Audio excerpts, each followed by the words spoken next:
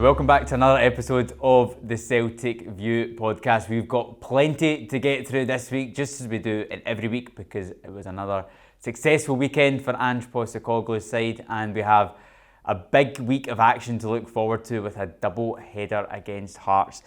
Just a reminder for all those that are watching or listening, the podcast initially when it came out at the start of the year, we weren't unfortunately on Spotify. However, over the last month, we've now been on Spotify as well as in Apple Podcasts, Google Podcasts, and basically anywhere you can get your podcasts. So if you're watching on YouTube at the moment and you prefer to listen to us on one of those channels, then you can always catch us there and make sure you subscribe to those channels. But if not, and you're sticking with us on YouTube, then you get to see the faces of myself and Paul Cuddihy. Paul, how are you? Very well, very well. Yes. You are back in the studio this week because last week you were away doing some filming. We had Caitlin Hayes in, who stepped in rather well, but you were away doing some interesting filming. Yeah, well, I thought Caitlin was an excellent guest, and getting somebody that scored 2 goals in a derby game in was great for the podcast. But yeah, I was on a road trip. We were heading down to Fleetwood to catch up with the Celtic legend that is Scott Brown, who of course is manager there, and as people will have seen from the website, there's going to be a special event in May with Scott Brown and Mikael Lustig, an evening with the two of them.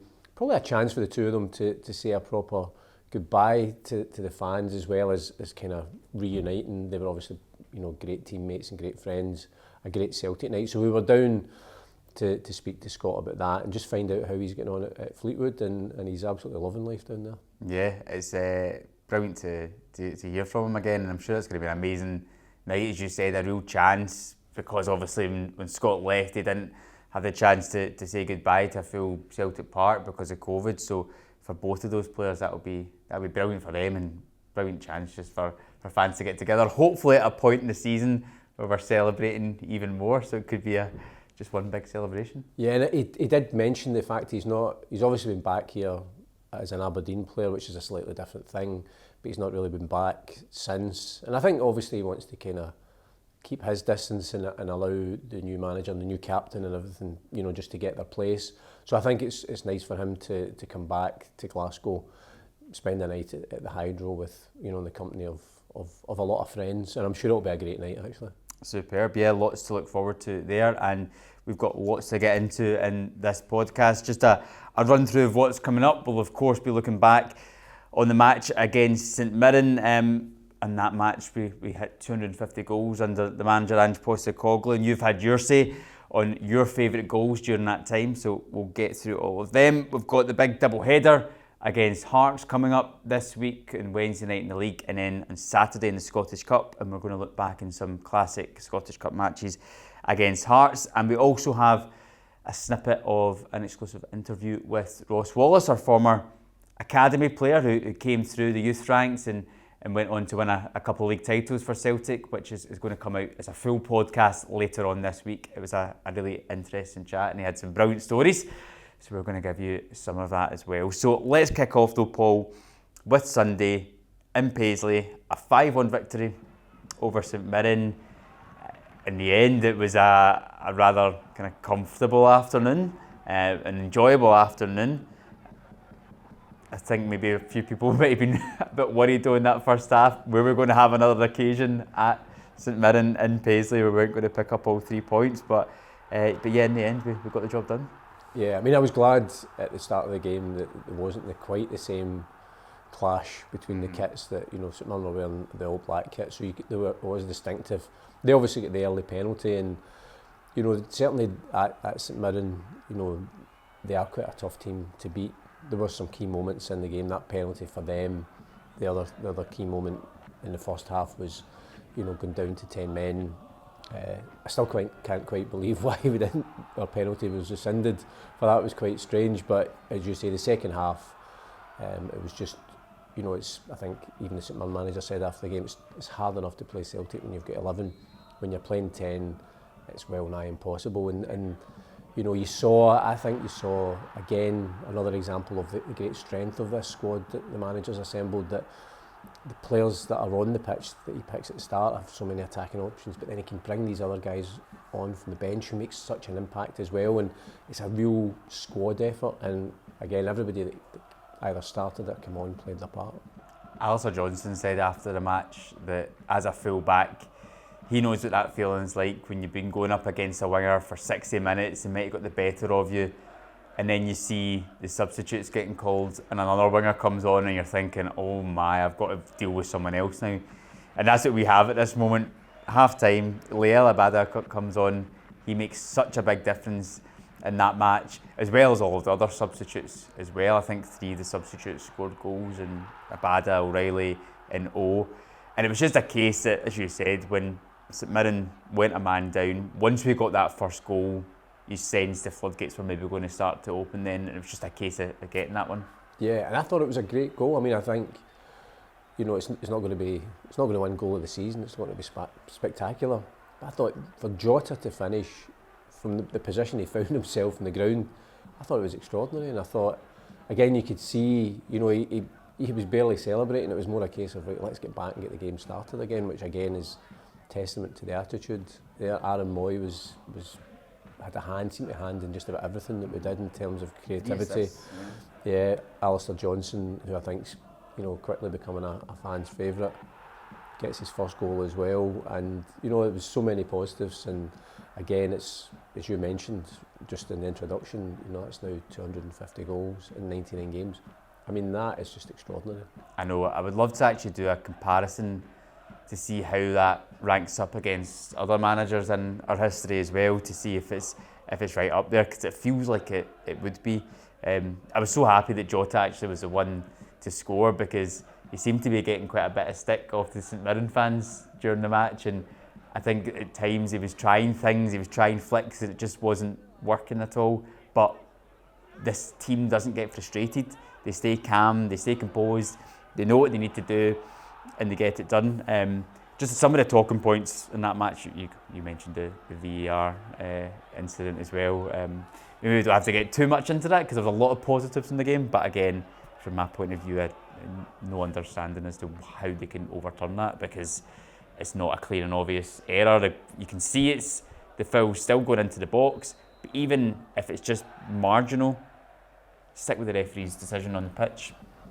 But I think the incident itself shows, and you know, the manager, obviously Kyogo's goals get all the headlines, but he's always emphasising actually the amount of work that he does, and you can see that because of his pace and the pressure he puts on the back four, that St Mirren defender was so conscious of the fact that Kyogo was breathing down his neck, and it kind of forced him into an error. And you see that all the time, that you know, the goalkeeper or the back line of the opposition are always having to rush their clearances, because you know, Kyogo's always pressing, or Maida's always pressing the pace up front.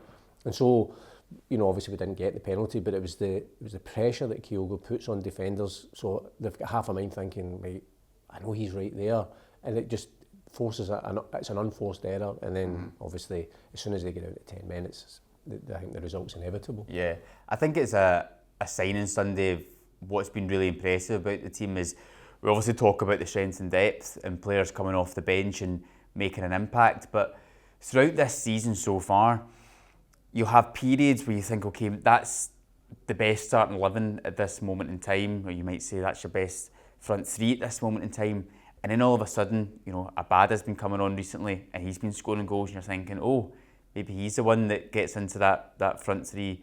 And then Aaron Moy's been amazing, and now in the last few weeks, Matt O'Reilly's been coming in and scoring goals, and you've constantly got players that are just pushing each other, and it's obviously a brilliant headache for the manager. He doesn't call it a headache. He thinks it's obviously amazing to have all these players in so much form, but they just keep pushing each other to another level, which is amazing to see. I also think it's testament to the attitude of the players, because you see at other clubs and over time in football that, you know, players that aren't getting a starting position, you know, maybe they go in the half, or they don't perform as well when they come on, and the kind of sense of entitlement. And this team seemed to be everything but that. Every player, they've completely bought into the kind of philosophy and the culture that the managers sort of created at the club, And so every player is going to play their part. So you get the feeling that if you're not starting, that you're encouraging the guys that are, and then vice versa. If you come on, you know you need to make an impact, and every player does. I mean, that's why, to your point, Alistair Johnson talking about how difficult it can be for defenders when suddenly things get changed up. Whenever we bring substitutes on, you always think, the opposition must be thinking, there's no respite, because as you say, you take Daizen Maeda off, you bring Leila Bada on, you take Aaron Moy off, you bring Matt O'Reilly on, or whoever, and it doesn't weaken the side in the slightest. It's just, and then it's almost like we get renewed energy from these guys, and that's why I think that's part of the reason why every game we seem to finish really, really strongly as well. Mm-hmm.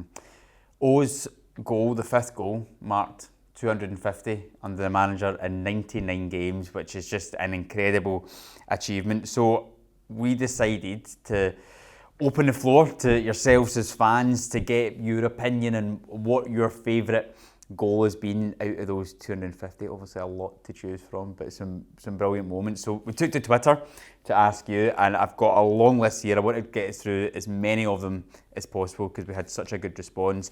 So we've got Tim McFly said Kyogo's versus Ferencváros, the pass, the first touch, the finish.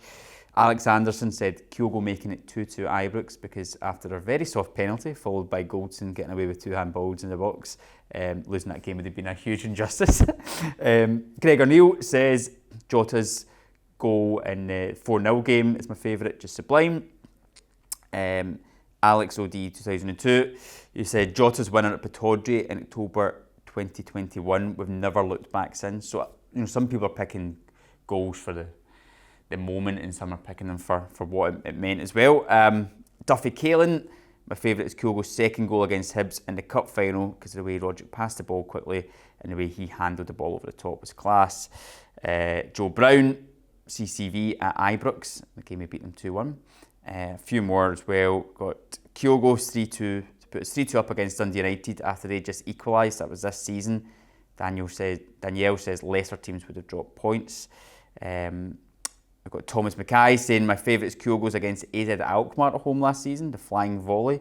That's when I knew he was something else. We've got Yakimakis against St Johnstone. We've got Abada against Rangers. Hatate at Tynecastle from Ryan Todd. Abada's last minute winner against Dundee United. And then, of course, tons of people saying Anthony Ralston's away to Ross County.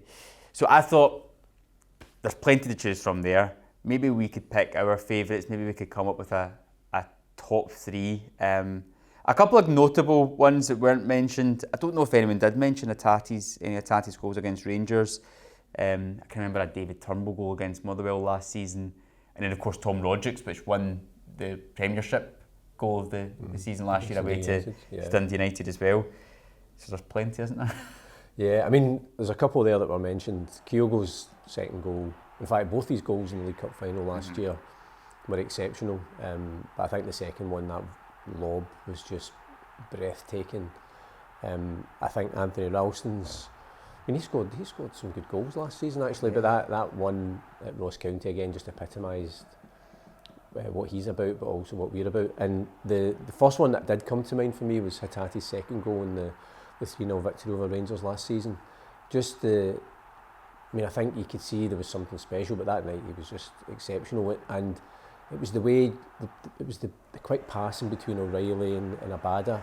It was the way he just took a touch and with no backlift, just glided it beyond the goalkeeper. I thought it was a perfect finish for me. Yeah. So when you're thinking of your favourite goal, do you think of, because a lot of people here have picked, moments. So obviously Anthony Ralston's goal is the moment, scoring the 96th minute. Abada's against Dundee United again. Yakimakis against St Johnstone, the 96th minute this season. Do you think of that, or do you think more about the strike when you're trying to pick a favourite? Generally, if it's the favourite, I would say it would be the strike, or obviously you can get a good team goal.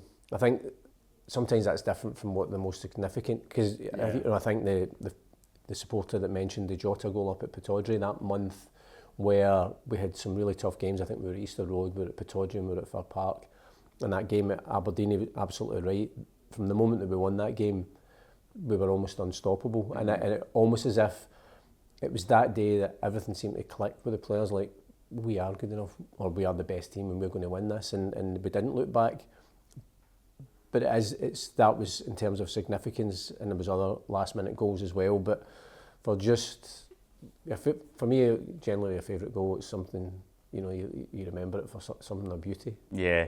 In terms of, if we look more specifically, the goals of significance, Joe Brown was talking about Cameron Carter-Vickers at Ibrox. That was a goal which gave us a victory there and almost made it our lead kind of unassailable at the top.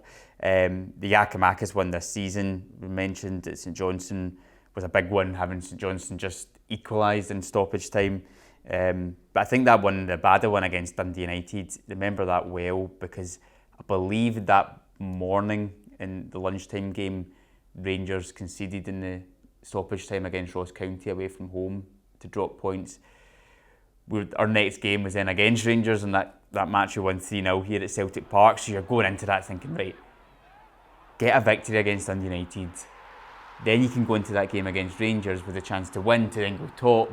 And for so long you're thinking, oh, here we go, we're going to draw.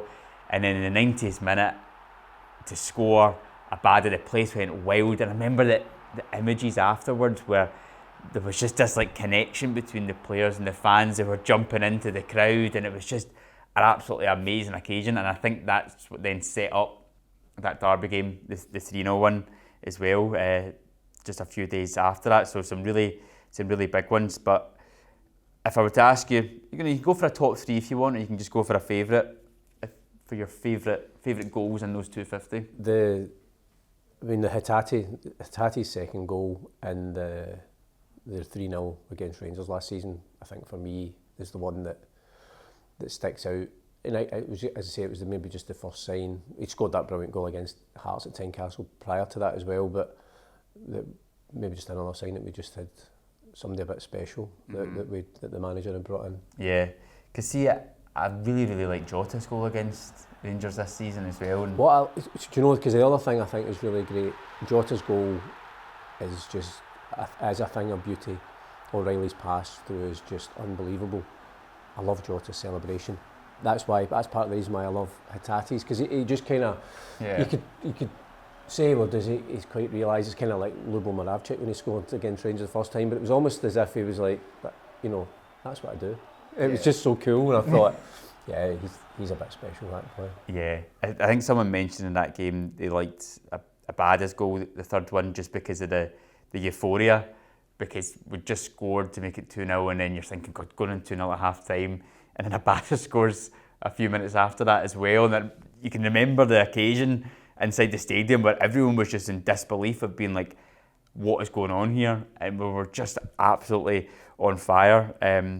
But yeah, I really like Jota's, but I like Kyogo's one against Ferencváros. I'd noted that one down as well for the pass from Jota, the control, the finish. But for me, I think it's Kyogo's against Hibs in the League Cup final. Just to come back from going a goal behind. His first goal was amazing, but his second one, I remember we had a brilliant view of it as well, sitting pretty much directly behind it. You saw the ball going over the top and you're thinking, he's not going to do this, is he? And he lifted it over him. And that way, we spoke about a few of these goals, recognising he had a special player. I think we knew before that Kyogo was special, but that was just another signpost of this guy is something else. Yeah, absolutely. I mean, I think again that summed up the Celtic team and what the manager was trying to do, because half the Hibs players were either still complaining about the foul or had their backs turned. Tom Rogic had the presence of mind just to lift that ball over the top. It was kind of similar to their equaliser that we just, Callum McGregor did the same thing and we just took them by surprise. But for Kyogo to run onto that and to do what he did, it was just breathtaking. Some amazing goals to look back on there, some brilliant memories, and I'm sure we're going to have plenty more, and hopefully we can get a few more on Wednesday, Paul, because that's Celtic's next game. It will be the 100th game then in charge for the manager, Ange Postecoglou, at home to Hearts, the first in a double header against them this week. It's always exciting when you get a double header, I think. I'm not a big fan of them actually, because I don't know if it's slightly skews the second game, especially when it's away and it's a cup tie. It'll be a completely different game.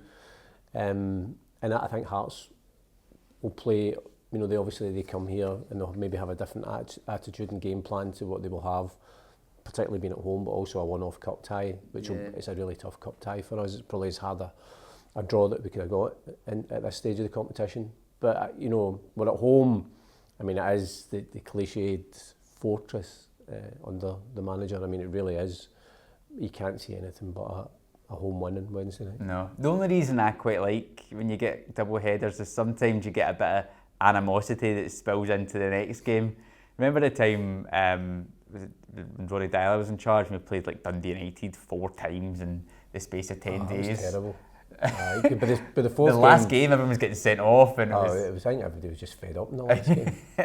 But and it's two clubs where there's not a lot of love between them either, so there might be a bit of animosity spilling into that next game anyway, or the first game. I mean, I know we always say, and because we're going for the title, the next game, and the focus will only be on Wednesday night.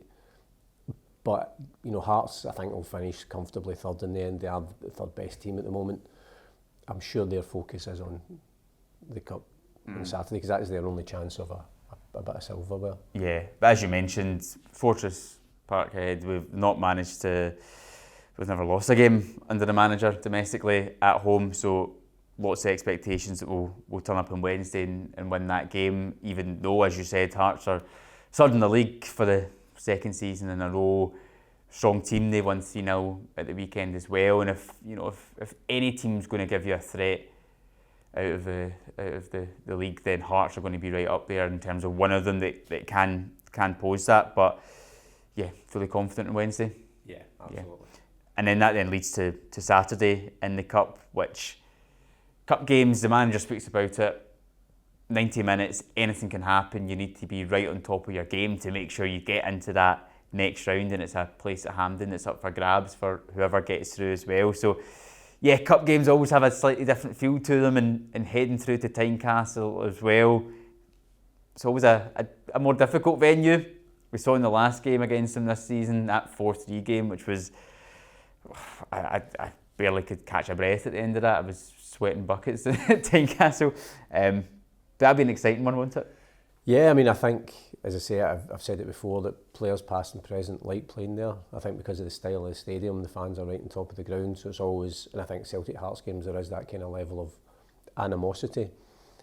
It's I mean, we go into every game now thinking, and expecting to win because we are just playing well, but you know, the manager they'll make the point that if we don't turn up, then Hearts are capable of beating us. I don't think Hearts, I mean, they'd been going quite well, I think, until they played Rangers at home, and for reasons that remain inexplicable, they changed the way they played and just tried to play primary school football and charged through, and should have lost. They lost 3, they should have lost about 8-0. I don't think they'll play like that at the weekend against us. I think one of the things that is different about this game is the fact, because it's a cup tie, we get the whole stand behind one of the goals. So I think the atmosphere is different, because when we'll have many more fans, I think it'll be a brilliant atmosphere. I think it's a winner take all thing. So I think Hearts will have a real go, but I just think I think every team thinks that if we have a go at Celtic too much, they're going to absolutely tear us apart. But yeah, I think we've got too much in our armoury for them. Yeah, I'm really, really looking forward to it. I thought it'd be a good chance to look back in some classic Scottish Cup ties against Hearts. We've had a few over the years, and I picked out 4 of them for us to kind of go through. And again, I want us to pick our favourites out of these 4. The first one was a 1988 Scottish Cup semi-final. Did you just pick that because you knew I'd be old enough to remember? Yeah, I was going to say, you're going to have to explain that one to me. 2-1 in that day, which obviously we then go on to win the final in the Centenary. That was one of the games that kind of sort of symbolised the Centenary season, and that team that just never gave up. And at the time I was working in a sports shop in the centre of Glasgow, so I managed to get away at 1 o'clock and went to the game. And then I didn't manage to meet up with my pals beforehand, so I just watched the game at Hampden, and then I was heading back into town to meet them. And I always remember that game where coming back in, and for people who don't know, we were losing 1-0 going into injury time, however long that would be, and we scored 2 goals to get through. And I think it was one of the many times that Hearts were left heartbroken at Celtic. It was amazing the way that we did it. And I think even for people that were there, even though we were at the end of the 90 minutes, you didn't know how long was going to be added, you still had a feeling that team was not going to get beat, and they showed it. But after the game, I was walking back through the centre of Glasgow, and this family were walking past, and they sent one of the kids up just to find, because they saw me with the scarf and asked what the score was, and I said, Celtic won 2-1, and the woman actually started having a go at me, saying that was terrible to lie to children, because they'd obviously heard Celtic were losing 1-0 at the end of the game, and she thought I was just making it up. I was saying, no, we definitely did. But that was that centenary season. That was just epitomised under Big Billy, the never say die attitude. And that kind of, I'm not sure if it was that game, because Celtic fans used to chant, Henry dropped the ball, the Henry Smith who was the Hearts goalkeeper, because he kind of fumbled for one of the goals. I don't know if it was that game or it was other ones where he'd made a mistake, but that was a chant. But that was a great day. And because, of what it brought after it as well, of then playing Dundee United in the final and winning the cup in the centenary year. The next one was, I don't know if it was the last time, but at Tynecastle, it might not have been for a Scottish Cup game. I think we maybe played there once since then. But it was 2013 and a 7-0 win at Tynecastle, which I'm sure we'd all take this Saturday as well. I think we were 5-0 up at half time, which was sealed by an absolute screamer from Mikael Lustig, and 2 from Scott Brown that day as well. So maybe that's something they'll talk about in their evening in May. But again, that was just another brilliant day. It was just an absolute thrashing. Yeah, I mean, we just totally blew them away, and I think Tynecastle was one of those places that Scott Brown loved playing at, because obviously he wasn't among friends for his obvious Hibs connection. Lee Griffiths was another one that they used to love playing through there, and had some good results. But that was probably took everybody by surprise, because it is always a tough place to go to, for a whole variety of reasons. But that night we were just, Hearts just couldn't live with it. Yeah, it's one of my standout memories of Mikael Lustig as well, that goal he scored, and almost like a surprise in everyone's face. He managed to. Yeah. The next one, so the next 2 are both Scottish Cup finals, 2 of the more recent ones. 2019 one, and then the COVID delayed 2021, the 3 each game. I mean, I think that 2-1 game to seal the treble. That's the thing that goes against the one in 2020, is the fact there was no fans there to see us win the quadruple treble. In that match it was 3 each, and then we won in penalties. But the 2019 one, where you had half Hearts fans there, half Celtic fans there, Hearts go 1-0 up, you're in the stand going, Are we going to blow us? Are we going to let us slip away? And then in the second half, Edward scores the winner, and that joy is kind of rivalled with the Aberdeen Cup final a couple of years before that, when Tom Roderick scored the winner. I can never really choose between the two when people ask, in terms of like what one felt better, or what moment did you feel the most, because both of them were just exceptional, but that one in particular in 2019 was amazing. Yeah, I mean, for me, Tom Rogic, the winner to win the Invincible treble, was always, that's got to be up there for me, one of my favourite ever Celtic memories. But that game against Hearts, and again, I just remember it was Mikael Lustig played the header, and it just broke through what had been a pretty tight Hearts defence, but for some reason they were kind of pulled out of position, and the ball got through, and there's that Edwards running onto it, and there's just that moment, it's not quite time stands still, but everybody's just waiting, because you're expecting him to score because of his quality, and then when he does, the treble, it was, those things are things that you dream of. Yeah, I know, and then to go and do it all again and win another treble, this time, as I said, though, unfortunately there was no fans in the stadium, and it's a shame, because in terms of the actual contest on the day, 3 each, and then to win it in penalties, it probably should go down there as one of the more exciting games. But it was a strange game. I mean, for reasons that you said, it also came in the midst of what was a poor domestic campaign in terms of the league that season, that we were kind of struggling. We'd been out of Europe, we'd had a lot of bad results, but we'd managed to get obviously the semi-final and the final were delayed from the previous season. So it was quite strange. There was no fans there. The first half, we just looked as if we were just going to run away with it, and then the second half, it just seemed to all go wrong, and it could have gone either way. I mean, to win it in penalties, but it is, I think, for everybody, it's the strangest cup celebration, because everybody's watching it at home, given the wider circumstances of what was happening. you're winning a quadruple treble, but at the same time, as we're trying to go for the league, things aren't going quite so well. So it's quite a strange game, I think. Yeah, it definitely was, but still an achievement to look back on fondly. It was another cup and still sealing that quadruple treble, which no one else has done before. So probably never will do. Nope, absolutely not. And hopefully this year we can get another treble in the bag as well. But that moves us on, Paul, to an interview we've got with Ross Wallace. He's a man that played in a couple of cup finals for Celtic as well. He's now working at Burnley as a youth development officer, a club that are flying at the moment in the Championship and probably going to be coming up into the Premier League. And last week he sat down with us to look back in his Celtic career with some amazing stories. The full interview is going to come out later on this week, so make sure you stay tuned for that. But for now, let's give you a little taster of Ross and him speaking about his time at Celtic. So that's summer in 2005. Gordon Strachan comes in as manager. What were your thoughts and your expectations when he was coming in? Was it kind of almost a clean slate for you, were you thinking? Yeah, it was. It was chalk and cheese, really. Gordon was more hands-on the pitch, tactical.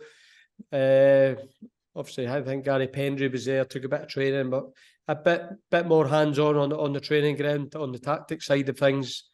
To be fair, I think he involved me in some of the games, Gordon, so he must have seen something in me to keep me around the first team squad. I managed to get a few games. I think he ended up playing at left back, which was a bit different for me. I've never done that before. But I could see he's thinking of it. We had so much of the ball, especially at home. You're playing left back, you end up playing as a left winger anyway because you've got so much of the ball. But obviously, at times when I did play left back, balls to the back post and just little things that obviously because I'd never played there before. But you could see what he was thinking of just trying to get me further forward and up the pitch. But one of them, I was not too sure. But you just got on with the job. You get told to do a job. I mean, you've got asked to play for Celtic Football Club in any position. You don't say anything. You just got on with the job and just do it. That getting that opportunity. Yeah, is it right in that pre-season that in one of the first games that you ended up getting taken off after like 30 minutes or so? Because I imagine you might have been a bit worried at that point in time, but then you're obviously going to play quite a lot of games. So talk us through that. Yeah, I think Gordon laid the marker on us a couple of times. I think we played some Austrian team away, and we were having a stinker down the left hand side. I think they were getting in every time. One of those games where it was a pre-season game, making excuses for it. But hold us off after 30 minutes. I think it was me and Charlie. Was it Charlie Mulgrew? I'm not sure. It was me and somebody else. We got hauled off after 30 minutes. And you can see the other lads, younger lads, giggling and that, laughing. And you're trying to hold a straight face, and Gordon's just ripping into you. But no, it was good. No, listen, it's good for you. And obviously I managed to come back from that. I managed to get a few games that season as well. You're saying Gordon was ripping into you there, but you must have a classic Gordon Strachan story. It seems like anyone that played under him has something to say about him and what he was like in the changing rooms. No, Gordon was brilliant. No, he was really good with me. He was a lively character. I think I remember one time, I think it was a European night where they flew over. Obviously I was rooming with Aidan, and we went for a little nap in the afternoon because usually you train at night at the stadium the night before. And me and Aidan late for the bus. I heard the door banging on the room. Big Marshy's there laughing. And me and Aidan trying to get ready for training, thinking we're late for the bus. And Big Marshy going, "No lads, we're just back from training." We had slept through training and everything. And I was just like, oh no. So there's me and Aidan all the way down to Gordon to apologise. And to be fair, he let us off lightly. I think he understood, but we just slipped in. But that walk down the stairs in the hotel to go and say sorry to the manager as a young kid, it wasn't very nice, but I blame Aidan. I was going to say, that walk down to see him, everything must have been going through your head at that moment. Yeah, and Big Marcy as well, just absolutely howling, laughing at us, knowing the predicament we were in, having to walk down the stairs. Oh no, I've had a stinker here. But no, so these things happen in your career, but you look back now and laugh. What were the differences between Gordon Strachan's team, would you say, and Martin O'Neill's? Because I imagine, obviously, I grew up watching both of those teams. There were sort of differences in the football and some of the players, but at the same time, Gordon continued that winning pattern, because in that season we win a league and a League Cup as well. I think Gordon done it well. You know, I've worked with a few managers where obviously you've got some of Martin's players who were really attached to Martin and that squad, and sometimes as a manager, I think he had to sort of put his own stamp on it and bring his own players in. I think he recognised that, and eventually I think Big Sutty and that left. I think Tomo left. All these sort of the lads who were so successful under Martin, I think he recognised he needs to sort of put his own stamp in it and get his own players in. So you have to respect him for that. He knew what he wanted and he went after it. And Gordon got some success as well. And in terms of sort of standout moments in that season, again, what stands out? A few that come to mind. I remember the game Sean Maloney scores against Rangers in the derby here and in the Cup. Obviously we go on and then we lift the League Cup final that season against Dunfermline, and you starting that game as well. I imagine that's maybe one of the highlights. Yeah, I think that was the Jimmy Johnstone final as well, where we had the number 7 on the shorts and that. So that's another game. You look back and pinch yourself. We ended up winning. I think Roy Keane played that day as well. So and he ended up, I think it was either that summer or the summer. I think it was that summer. He ended up getting the Sunderland job, and then that's when I moved to Sunderland. He took me down there, but just playing with Roy Keane, and that was it. I ended up going to Sunderland. But that final, the Jimmy Johnstone final, wearing the number 7 shorts and that, and then winning the cup. For him really, and that occasion was brilliant as well. It was an unbelievable experience. Roy Keane, you mentioned him there. Your first impressions when he came into Celtic? Yeah, it was a bit of a strange one actually, because we obviously thought he'd have that connection with the older players, but he never came right in. Right in with the younger lads. I think he came into our group. I think like Big Steve McManus, Big John Kennedy, all the younger lads, ourselves, and used to drive to Barrowfield. And he used to jump in the car with us to go to Barrowfield to go to training. You'd think you jump in with older, experienced lads, not the young lads. So you'd be there and you're in the Corsa and your little Volkswagen Polo, and you've got Roy Keane sitting in the back. Just those little pinch yourself moments. He was brilliant with the young lads. Always in the gym. Obviously the younger lads got up in the gym doing their sessions with Jim Henry at the time, and Roy used to join in. Just a totally different character what you see on the TV. Did you ever see anyone get the stare or the glance from Roy Keane at any point? Or was he quite calm when his period at Celtic? What was he like? I think he was quite calm, yeah. He was, obviously when I moved to Sunderland, I seen a few people get the wrath at Keano, but at Celtic I think he was quite subdued, he was quite laid back. I think he ended up picking up a calf injury or a hamstring. I don't think him and Gordon seen eye to eye, but I think I think he wanted to fulfil that, playing for Celtic, because obviously he was a Celtic man. I think his family were Celtic, a Celtic family. So I think he wanted that experience of playing for the club. But in terms of like younger lads, when he came in, he was brilliant for us. He attached himself to us, which is kind of strange. You must have left a good impression on him, because the end of that season, Celtic have obviously won the League Cup, we win the league, but then you leave to go to Sunderland and to join Roy Keane as well. So just tell us a little bit about your decision behind leaving Celtic and joining Sunderland at that time and going to work with Roy Keane. Well, that was it really. I had an opportunity to go on loan in Scotland as well at a few teams, and then obviously I got the phone call with Sunderland, and I knew it was a massive club, because my agent at the time was a big Sunderland fan, so obviously he was telling me, and I knew Martin was a Sunderland fan as well, and obviously the chance to work with Roy Keane when he phones you up, and he's new, he's a new manager, it was just an exciting project that was building. Obviously, with Niall Quinn as well going in there. No, you knew they were going to sign some good players and we were going to have a go at getting to the Premier League, which we actually eventually did. But you couldn't have turned down that opportunity, and that was it. And obviously, first day when I went down to meet him in Sunderland to sign, I walked in, and obviously we've got this thing of Roy, obviously quite stern, straight-faced all the time, but he loved a laugh and a joke as well. He had that other side to him.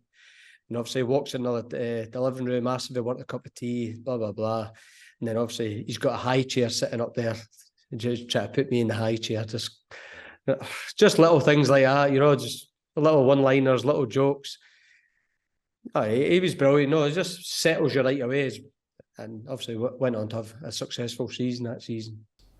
Yeah, in terms of your post-Celtic career, it's been a brilliant career, Ross, in the Premier League and the Championship, and only recently retired a couple of years ago as well. So many highlights. But when you compare sort of your time at Celtic with everything else in your career, where does that time at Celtic stack up? Oh, it's definitely up there. It's up there. I started there when I was 12, come through, got the opportunity to play with some brilliant players. I sort of just see it as like having an unbelievable apprenticeship. Like a good start in your football career. And those sort of values that you've learned from all those players you've played with, that professionalism, desire and hunger, you just sort of just keep that sort of starting block that you've had, and you just keep it through your career. Working with all these players and the staff that you worked with in the coaching. Yeah, brilliant. Ross, you've been brilliant with your time, but just to finish off on, anytime we get a guest on the Celtic View podcast, we always finish in some quick fire questions about the player's time at Celtic. So we'll fire through a few of them just now, if that's okay with you. First of all, who was the best player at Celtic during your time, best technically? Henrik Larsson by a mile. Lubo was my favourite, but Larsson was top. Yeah, brilliant. And we kind of mentioned this earlier on, but what player were you or sort of the rest of the younger boys just scared of the most? Scared of the most? I'd probably say Lenny was probably the one that drove everything. Yeah. I mean, I take it Lenny must be the answer because of a few things that might have happened. I mean, was he always quite kind of on top of boys? Yeah, he just wouldn't let anything slide, any slackness. No, he was him and Lambo were sort of like captains at the time. They just wouldn't let anything slide, any slackness, which it should be. There's that demand to win games every week, so they were on it. So when the younger lads have been a bit mischievous and cheeky, they'd be straight down on top of you. This one kind of follows a similar pattern, but what's the angriest you saw a player or a manager or a coach during your time at Celtic? The angriest? Probably Big Johan Mjällby he was an angry man in training. Loved to win. I remember Aidan caught him an elbow on young V Old one time by accident, and he was fuming. He was just go every time maybe Aidan got the ball, he was after him, trying to get him. But he was a bit of an angry man. A good experienced player, but he was an angry man. What was either the best prank you've seen, or who would be the player that was most likely to play practical jokes? Practical jokes. There wasn't really during that time practical jokes. Obviously the obvious ones. Michael Gardine as a young kid used to do that. I've seen Bobo chase him around Celtic Park a few times, hiding Bobo's trainers and stuff. He's picked on the wrong guy. Remember Bobo chasing him around the side of the pitch at Celtic Park, and he's trying to sprint away from him. So Michael Gardine was probably the most cheekiest, and he was up to all sorts. Why is he picking fights with Bobo? Exactly, that's the question I was asking him as well. You picked the wrong guy there. And finally, Ross, less of a quick fire question, more of a kind of recap. When you look back at your time at Celtic, what's your kind of favourite memories that stand out, and how do you look back on your time? Fantastic experience, loved every second of it. Go back to those cup finals at Hampden, the Jimmy Johnson final, just getting an opportunity to put on the Celtic shirt. You know, people that give their right arm to do that, and having the opportunity to play with the players that I actually got to play with, and the managers I got to work under, and all the coaching staff. You know, from when I became full time at 16 right through to when I left. You know, it was just an unbelievable experience. It's a brilliant club. You know, I watch every game every Saturday. You know, when I'm in the house. It's a club I follow religiously, and it's just a brilliant experience, and I loved every second of it. Yeah, there we go, Ross Wallace there. There's some really brilliant stories in there. He speaks so fondly about his time at Celtic. He said at the end that he's still a Celtic fan. He watches religiously week in, week out, and you know, the amount of times you speak to players that obviously he's Scottish born from Dundee, but I don't think necessarily grew up as a Celtic fan. But then as soon as you just become invested in the club, it just completely takes over you. Yeah, and I think I always think players like him, it was always the most difficult position, I thought, to break in as a winger at Celtic. It always has been, and because of the way Celtic have always played, you know, we have this great history of some brilliant wingers. So the demands, even for the young players, you know, like him, Aidan McGeady when he broke through, James Forrest, to just be the sort of next, you know, wonder wingman, as it were. And eventually, I mean, he was utilised quite often at the back as well as a left back. I think it was 50 appearances he ended up making for the club, but you know, obviously lived the dream. Yeah, because that's what we spoke about as well in the interview, is the fact that he was trying to break in to Martin O'Neill's team at that time. He had so much competition for places. So he's a guy coming through the Youth Academy thinking, right, okay, the chances of actually getting into this team are difficult enough. And then from the Youth Academy, you've got Aidan McGeady, Sean Maloney, Liam Millers, you know, all these different guys as well that you're competing against. And it's just like this unparalleled level of success for players in his position. It's so difficult to get in there. So to actually get in around all that competition, to play as many games as he did, and he went on and had a brilliant career after it, and probably had one of the best left foots in that English Championship for many years. So yeah, it was great to hear from him, and definitely stay tuned for that episode later on this week, because there's some great stories in there. It moves us on, Paul, to the action for the women's team and the B team over the weekend. We'll start off with the women's team on Sunday. A disappointing evening for them, going into the game against Glasgow City, 3 points behind them, who are top of the league, knowing that if they win, they had a chance to go top. Unfortunately, fell to a 1-0 defeat. It's probably going to hurt them, isn't it, after what was a really strong week prior to that? Yeah, and I think it was a goalless first half, and I think we had the majority of the play, the majority of the possession, and the majority of the chances. But you know, we've spoken about this before. It's a 3-horse race for the title between ourselves, Glasgow City and Rangers, and we'd beaten Rangers the previous week.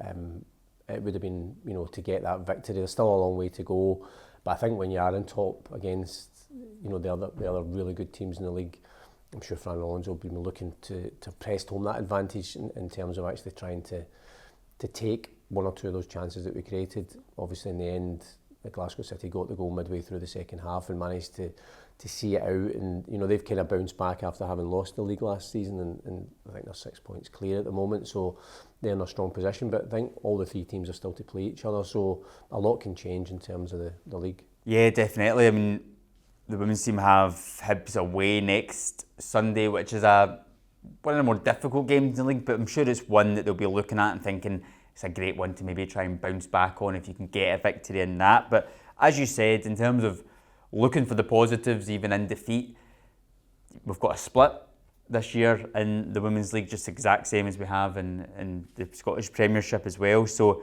there's still plenty of games to be played and against each other in terms of that top three. So points will be dropped.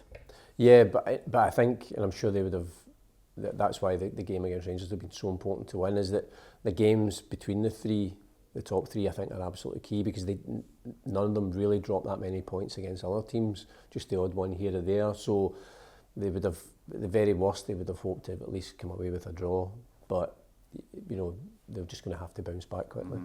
For the B team, they were in action on Saturday away to Cowdenbeath in the Lowland League, and they got an impressive 3-0 victory, a couple of goals from Brooks and one from Dawson as well. And yeah, they're sitting 1 point off the top of the table at the moment. There's only 5 games left in the Lowland League as well, so they've got every opportunity of finishing top of the table this year. Yeah, and it's remarkable. When I was looking at the table beforehand, and it's, you know, you grew up and before the pyramid system was in, so teams like Cowdenbeath might always be in and around the bottom league, but they were always there. Suddenly they're in the lower reaches of the Lowland League. But again, you're going through there and it's probably a tough venue, not really among friends through there. But the team, you know, performed really well. I think it was good to see Adam Brooks getting a couple of goals. You know, last season I think he was our top goal scorer, but he's been a kind of injury hit season this year, so you know he's obviously pleased to be back full fitness, but then scoring a couple of goals, because he's really, anytime I've watched the B team playing and he's always looked really lively up front, so that was really pleasing. And as you say, for us to be pushing right at the top of the table with a chance of finishing top of the league, obviously we don't then go into the playoffs in the pyramid system, but you know it's really encouraging for the team, and I think for the last few games it will give them a real incentive just to, well, obviously to try and win all 5 of those games. Yeah, 100%. It'd be strange if they do finish top and then they don't actually get to kind of celebrate lifting a trophy and things because of the way that the Lowland League works, that ourselves, Rangers and Hearts B, all the B team sides, if you were to finish top, you obviously can't go into the playoffs, and I don't even know if you get a trophy as well. If you, I'm not sure. Yeah, I think it might be part of it as well. So strange, but definitely something to aim for. And they've got Cumbernauld Colts on Friday night at home at the Excelsior Stadium, so you can kickstart your Celtic weekend by heading down to that one. I'm sure they'll appreciate your support, particularly with just 5 games left of what could be pretty amazing actually even if they don't finish top, because Darren and Stephen talk about it all the time, that about the performances really over the results. But you know, even if the season were to end right now and you're finishing a point off the top, it's been a brilliant season for them, with not just in the Lowland League, but all of the games they've had, their games programme in Europe, playing against Premier League clubs in the Invitational Cup, playing in the domestic cups as well. They played Dunfermline and that was a narrow defeat. So it's just been a brilliant year for them, really, all round. Yeah, and I think you can see, obviously, the benefit of a second season in the Lowland League has helped. I think the UEFA Youth League participation definitely helped, because you're playing a different standard, and I think when we finished that campaign, you could see the team kicking on. But I think also just the way, the kind of that reorganisation of Stephen and Darren, not only just taking charge, but syncing up in terms of the first team, in terms of how they train and how they play. That, you know, as the season's progressed, seems to have kicked in as well. So there's so many positives. You know, we've seen Rocco Vata and Bosun Lowell getting their first team debuts. There's other players training with the first team just now, because that's ultimately what Darren and Stephen are doing, is developing players that, you know, should be making the step up to the first team. So I think it's been really, really encouraging season, actually. Yeah, brilliant. That leaves us, Paul, with our predictions game, where each week we pick 7 fixtures, we go up against each other. And fans. I was really disappointed that I wasn't on last week, because I was going to predict Liverpool to beat Man United 7-0 as well. Well, you did the week before, it was another 7, wasn't it? Which just didn't quite come off. But only 5 goals short. But yeah, in terms of a couple of weeks ago, it was actually the fans that came out on top. We got 9 points out of the 7 games. Obviously 3 points for a correct score. So this week we've got another 7 games. We've got Ross Boyd on to feature for the fans. You're still out on top, Paul. You'll like to hear, on 64 points. I'm well behind in 50. The New Year's not been kind to me at all. I thought I was going to get a bit of a turnaround this year, but clearly not. So let's start off then with our game on Wednesday night. The first team, Celtic against Hearts. What's your thoughts? I'm going to go for 3-1 in that game. Okay, 3-1. Ross has went for 2-0, and I am going to go for 3-0 in that one. We've got a couple other games in the Premiership, Scottish Premiership, on that Wednesday night. We don't usually pick Rangers games on it, but I'm going to take Hibs against Rangers, because I think Hibs are going to get a result, and I think it's going to be 2-1. That's why. Yeah. I mean, I think it's a again, probably over the years, well, Tynecastle's maybe been a harder place for us to visit than Rangers, probably Easter Road for whatever reason. And I think Hibs are in a good run of form now, actually. Since that 6-0 win over Aberdeen, they've kind of kicked on. They're getting some players back from injury. I'm going to go for 2 each. 2 each, okay. Ross has went for 1-1 in that game. And then the other game on Wednesday night is Livingston against Dundee United. I mean, generally, I would say Livingston will win that, maybe 2-0. I think Dundee United were maybe slightly unfortunate. The first half, I think they dominated Aberdeen, but maybe that's been one of the, and I think it's one of the gripes of Dundee United fans that they didn't strengthen up front in the window. That's one of their problems. But I think away to Livingston are just a stuffy team. I'm 2-0 for Livingston. 2-0. Ross is going for 2-1, Livy. I'm going to go for a 1-0 Dundee United win, just to shake things up a little bit. Livy have been a bit, I wouldn't say poor, because that's unfair, but their form of late hasn't been what it was earlier in the season, even particularly at home, which you'd expect to be kind of the fortress there. That leads us then on to the B team game on Friday night at home to Cumbernauld Colts. I'm going to go for 4-0 to Celtic. 4-0, I like it. Ross is going for 2-0 and I'm going to go for 3-0 in that one as well. Then it leads us to the Scottish Cup this weekend, and then Friday night as well, there's Inverness against Kilmarnock in the quarterfinals. Yeah, it's an interesting quarterfinal. So one of them is going to reach the semi-final. Ayr Falkirk is another, so one of them is going to reach the semi-final, which is remarkable for them as well. Inverness, I think Inverness are going to win that, particularly since is it at home? It's not. They're at home, yeah. Yeah, I'm going to go for 2-1 for Inverness. Okay, Ross is went for 1-0 Inverness. I think Hilly are just going to edge it 2-1.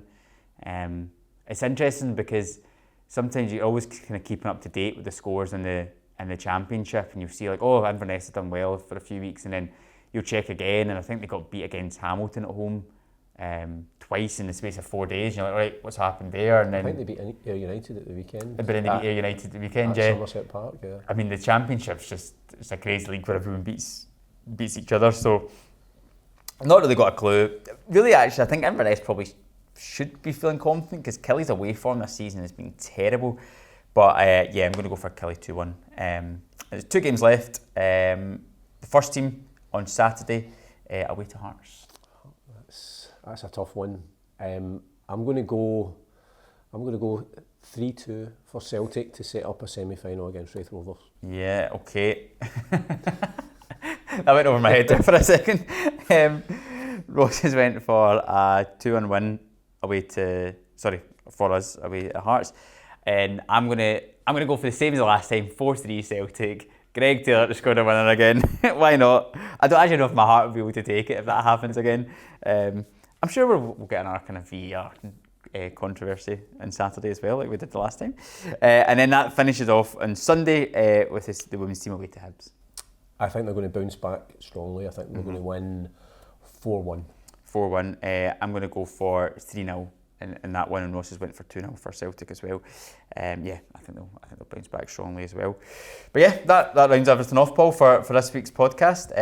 Make sure that you do like and subscribe on all the podcast channels because we are on everything now. So yeah, make sure you do that, and stay tuned later on this week for the interview with Ross Wallace. It's a really interesting chat with the former player. But for now, thank you very much for listening. Paul, thank you very much for joining us again, and do make sure you join us again next week where hopefully we've got plenty more Celtic wins to talk about.